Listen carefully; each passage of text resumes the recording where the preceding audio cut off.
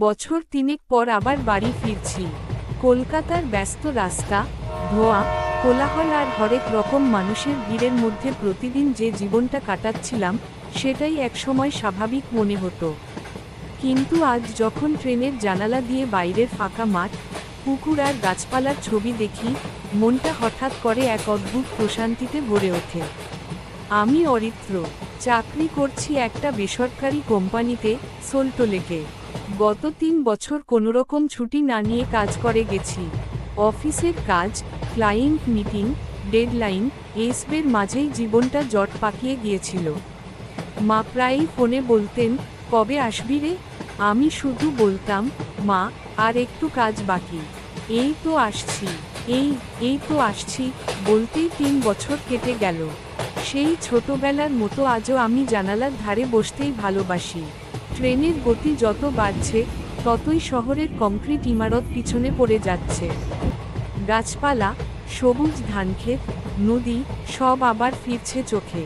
একটা সময় ছিল যখন গ্রামে থাকা আমার জন্য অভ্যাস ছিল, এখন সেগুলো যেন ছবি হয়ে উঠেছে।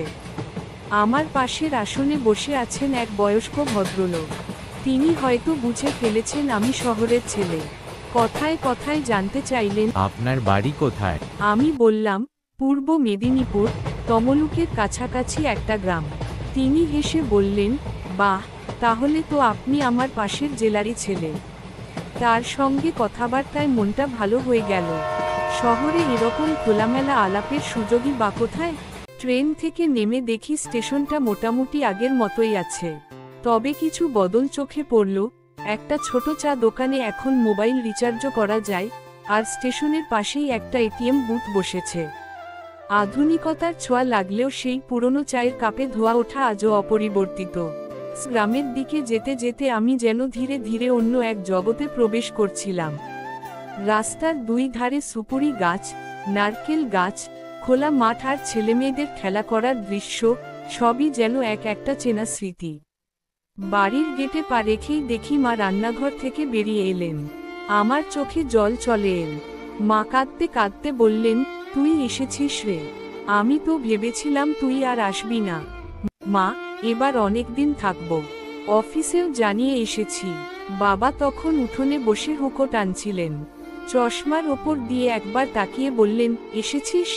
এবার আমাদের কথাও একটু ভাবিস। গ্রামটা অনেকটা বদলে গেছে। আগে যেখানে কাঁচা রাস্তা ছিল, এখন সেখানে পিচ ঢালা রাস্তাও হয়েছে।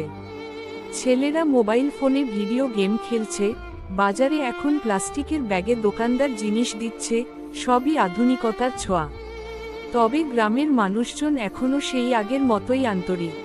যেদিন ফিরলাম, সেদিন সন্ধ্যায় প্রতিবেশীরা একে একে এসে খবর নিতে লাগলো, কেমন আছে অরিত্র?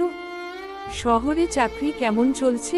কেউ বলল, আমার ছেলেটাও এখন চাকরির জন্য কলকাতা গেছে, তোর মতোই সেও বলে, এই তো আসছি, কিন্তু আসে না।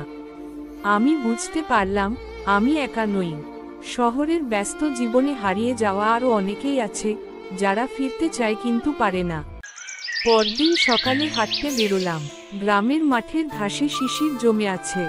ঠান্ডা হাওয়ায় শরীরটা কেঁপে উঠছে, কিন্তু মনটা শান্ত। সেই পুরনো পুকুরটা এখনো আছে, তবে তার ধারটা এখন একটু ঝোপঝাড়ে ঢেকে গেছে। স্নান করে মাটির ঘ্রাণ শুকে যেন মনে হলো, এই তো আমার আসল জায়গা। গ্রামের পুরনো বন্ধুরা জানতেও চলে এল। রাহুল, বিপুল, শ্যামল, সবাই এখন কারো না কারো দোকানে কাজ করছে, কেউ কৃষিকাজ করছে। ওদের জীবন হয়তো আমার মতো চকচকে নয়, কিন্তু মুখে সেই শান্তির ছাপ। সন্ধ্যায় সবাইকে নিয়ে পুকুর পাড়ে বসে আড্ডা দিলাম। পুরনো দিনের কথা মনে পড়ে গেল, স্কুল পালানো, মাছ ধরা, বর্ষার মধ্যে ভিজে ভিজে খেলা। ওরা বলল, তুই খুব ভালো জায়গায় চলে গেছিস, শহরে চাকরি করিস, আমাদের মতো কাদামাটিতে পড়ে নেই। আমি মৃদু হেসে বললাম, তোমরা যা আছো, সেটাই অনেক দামি। শহরে গিয়ে বুঝেছি, মানুষের মুখে হাসি থাকলেও মনে শান্তি কম। গ্রামে কাটানো এক সপ্তাহ যেন আমাকে বদলে দিল। মোবাইল ফোনের প্রতি টান কমে গেল, ফেসবুক স্ক্রল করার সময়টুকুও ব্যয় মনে হতে লাগলো। পাখির ডাক, রাতের ঝিঝি পোকার শব্দ, দূরের বাঁশবনে বাতাসের শোষো আওয়াজ, এসবি যেন প্রকৃতির সুর। একদিন বাবার সঙ্গে বসে ধানক্ষেত দেখতে গিয়েছিলাম। বাবা বললেন, তুই যদি চাইস আমরা জমিটা তোকে দিয়ে দেব, চাষ করতে পারিস। আমি চমকে বললাম, আমি চাষ করব?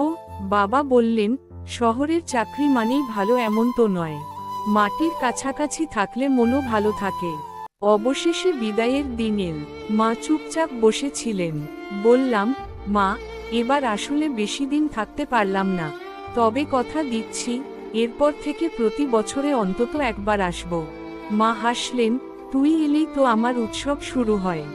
বাবা শুধু বললেন, মনে রাখিস, মাটি ডাকলে ফিরতে হবে।